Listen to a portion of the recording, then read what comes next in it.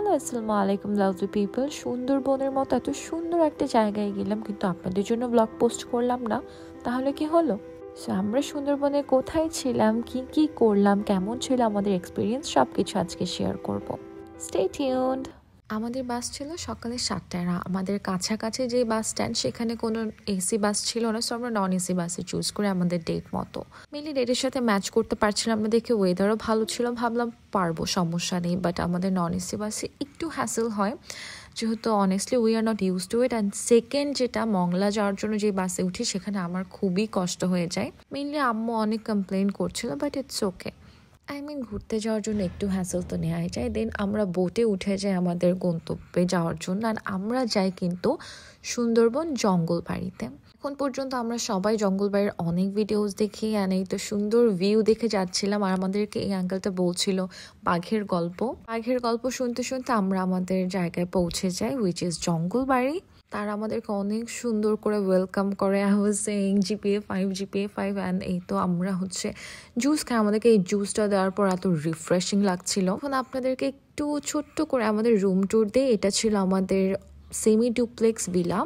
এইখানে বেসিক্যালি আমি, আম্মু, আব্বু, আমার ছোট ভাই আর আমার একটা ফ্রেন্ড থাকি। আমি, আমার ছোট ভাই আর আমার ফ্রেন্ড, এই যে উপরের জায়গাটা, এখানে আমরা থাকি। আপনার ফ্রেন্ডসরা আসলে ইজিলি এখানে অনেক মানুষ থাকতে পারবেন, যেহেতু এখানে একটা সুইং বেড আছে, নিচে বেড আছে, উপরে ডাবল বেড আছে। আর ওয়াশরুমটা দেখালাম বিকজ হাইজিন ইস্যুস। অ্যান্ড আমাদের ব্যালকনি থেকে এই সুন্দর একটা ভিউ ছিল, সুন্দর একটা দোলনা ছিল। আই ক্যান এক্সপ্লেইন যে এত শান্তি ছিল জায়গাটাতে। যদিও আমরা সেকেন্ড ডেতে আবার রুমটা চেঞ্জ করি। আমাদের টোটাল 3টা রুম ছিল। এরপরে তো আমরা খেতে চলে আসি, আমি একটু লেট হয়ে যাই। আর এখানে আপনারা রেড মিট পাবেন না, যেহেতু আশেপাশে পশু থাকে, এই জন্য রেড মিট সেল করা হয় না। বাট তাদের খাবার এত মজাদার ছিল। আর আমি যেহেতু শাকসবজি খুব একটা খাই না, সো আই চুজ চিকেন। আর আমার কিন্তু তাদের এই ওয়াকওয়েটা সব থেকে বেশি ভালো লাগে। আমার একা আমি এত হেঁটেছি এই জায়গাটাতে, আমার এত শান্তি লাগছিল। আসলে একটা জায়গায় না গেলে বোঝা যায় না যে জায়গাটায় কত ভালো লাগবে। এরপর এই তো আমরা রুমে এসে আমি আম্মুর একটু ভিডিও করে দিই, আম্মুকে বলি প্লিজ ভিডিও করে দিই। দেন আম্মু আমার কিছু ভিডিও করে দেয়। ওইখানে আমার সব ভিডিওস আম্মুর করা। নিশিত উপরে ওর ফ্রেন্ডদেরকে বলতেছে যে জঙ্গলবাড়িতে এসেছি অ্যান্ড ওর কেমন লাগছে, সব এক্সপিরিয়েন্স সে শেয়ার করছে। ওয়েদারটা এত সুন্দর ছিল, বৃষ্টি হচ্ছিল। আর এই যে বৃষ্টি আসছিল দেখে আমি ড্রেস চেঞ্জ করে ফেলেছি যে আম্মু আমাকে ভিডিও করে দাও, I want to make videos in this ওয়েদারটা এত সুন্দর থাকে। আমাদের আরও কষ্ট অনেক কম হয়েছে, নাহলে কিন্তু গরমে বেশ কষ্ট করতে হতো।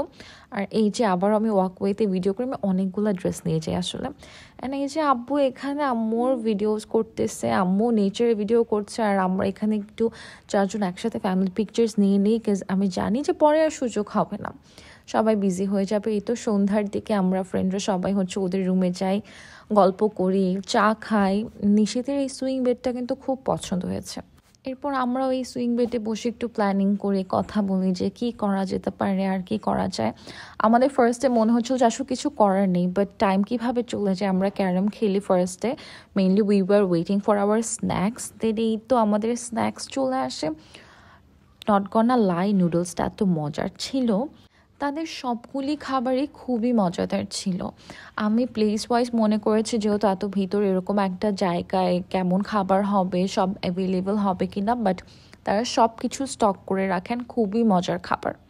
আর এইটা হচ্ছে তাদের ওয়াকওয়ের রাতের view. I am so obsessed. এখানে একটু ঘোরাঘুরি করে আমরা চলে যাই আবার ডিনারের জন্য। ডিনারেও অনেকগুলো আইটেম ছিল, অনেক মজাদার খাবার ছিল। খাবার প্রশংসা শুরু করলে শেষ হবে না। আমি আমার ইন্ডিভিজুয়াল কোনো খাবারের ভিডিও করিনি, যেহেতু আমি শুধুমাত্র মাংসই আসলে খাচ্ছিলাম।